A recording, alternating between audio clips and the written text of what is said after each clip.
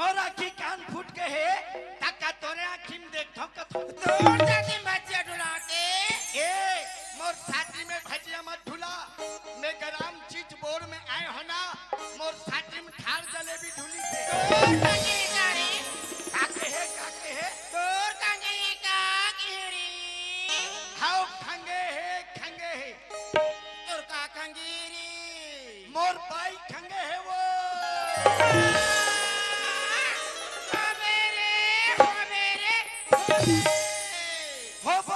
होबो सातवम नी होबो ते सीधा नवम होबो बोले वाले तमीज है तमीज है तब तो बोला तमीज है कौन औरत है मालूम है तो टोकरी दाई टोकरी दाई बोले ये हमार ग्राम चीज बोर्ड के पटेल यहाँ के सियान दाई है पटेल घर के सियान दाई है मजाक करत हस रे कमीना मजाक कर दो जी या ये तो सुसी मुसी तोर सूसी मुसिम काम नहीं चले रे बाबू मौका अच्छा है माफी मांग ले माफी मांगुत माफ करी खबर नहीं जी गांव के लड़का ऐसे हाँ। ए भैया की सुन हाँ। चल ना माफी मांगे लगना यार अरे बाबू गलती ते करना माफी में मांगू रे बड़े भाई के नाते में चल रे बाबू आज भर माफी मांग लेते ले चलता पाप परत वो सियान दाई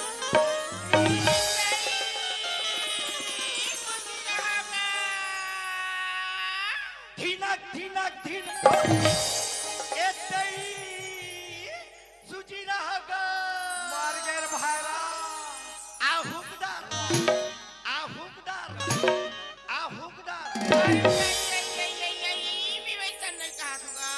कैसन कहा था सियान दाई ए टुराना सियान दाई अपन मदहन के हमें हमर मामी दहन के मार खावे रे बाबू मार हो तोर हाड़ा गोड़ा नहीं बाचे रे बढ़िया हिसाब किताब जमा है कोने मामा डहर के रे ते हैं अरे मोलक केहर बाबू कोई दूसरा कबे न ठीक नहीं होई कबानी कहूं कैसे बोल दे बरे तहुल कहूं तोर मामा दहन के आउ एक जतिक बैठे है अरे बाप रे जतिक देखा थे ओहो सब अपन मामा दहन के मार खावे जब तक के बात ना नहीं बतावे बाबू ठीक नहीं होई नीत कैसे करबे तोर बारे में चीज बोर्ड में मीटिंग रखवाहू यहाँ से तोर सीधा निकाला करवाहू ये बात ना तोर बताए लगी ऐसे ए बता रे हाँ। तोर दाई हा काकर घले आए रे अरे मोर दाई हा मोर मामा घले आहे जी ता तोर दाई हा तोर मामा घले नहीं रही हाँ ता ते हा कैसे आवे अंधरा कैसन कहा था सियान दाई ए टूरा ना सियान दाई पूछा तोला रथे सियान दाई हाँ सियान दाई मैं हम मूर मारी रथो सियान दाई मूर मारी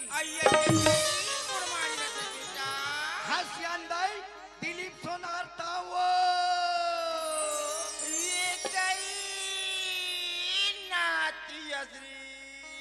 हाँ तेल हचाटियो हाँ सियान दाई कैसे करबे सियान दाई अब मुठेला हो गए हो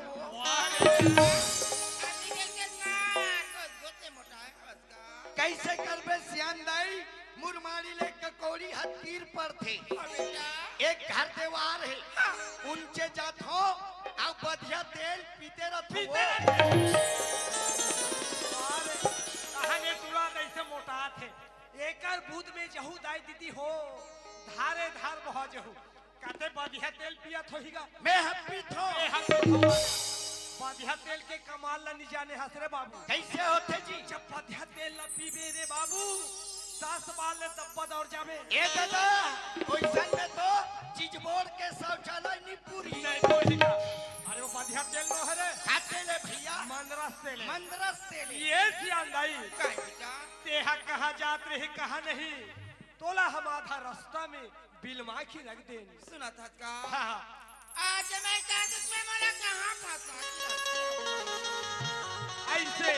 का दुखे सियान दाई सुना था बेटा हाँ तोर बाबा बियानिया की घर ले निकले कि सुनती चले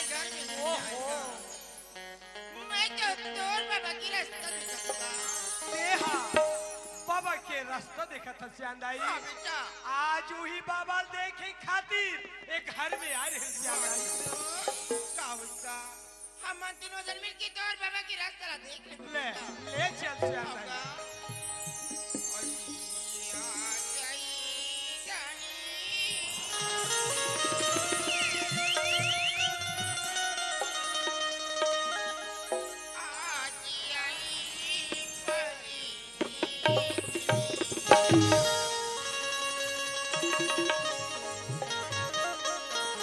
आजा बाबा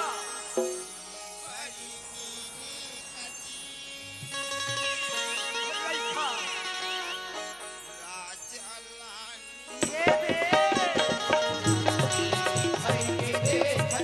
ये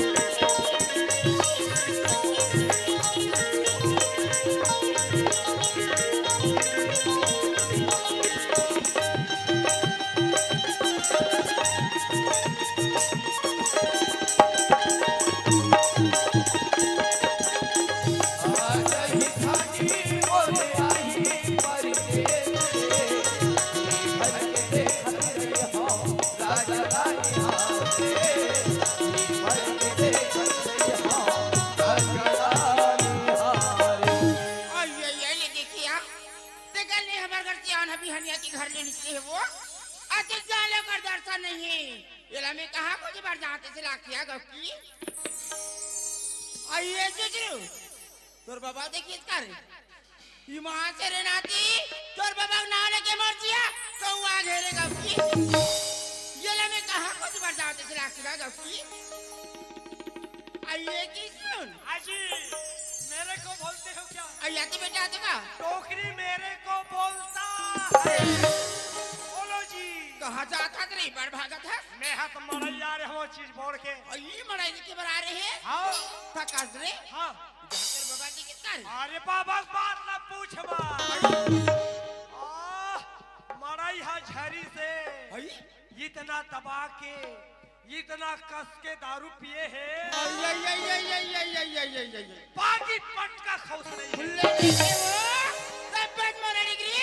दरवान जाते हो गप्पी और सुना था वो सियालदाई ये बताना बेटा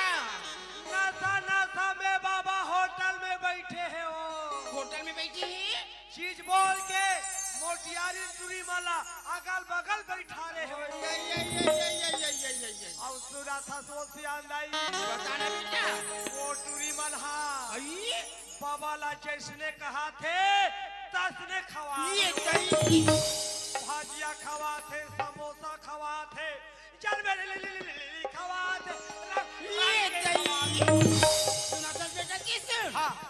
आज ये घर में तेरे बाबा लान दे रे हाँ हाँ ये घर में तेरे बाबा रही है तो मेरा ध्यान नहीं होना तोड़ जाए सही बात है बेटा चाहे साले बाबा ऊपर में रहे चाहे खाले में रहे जा बेटा जल्दी भेज साले टोकरा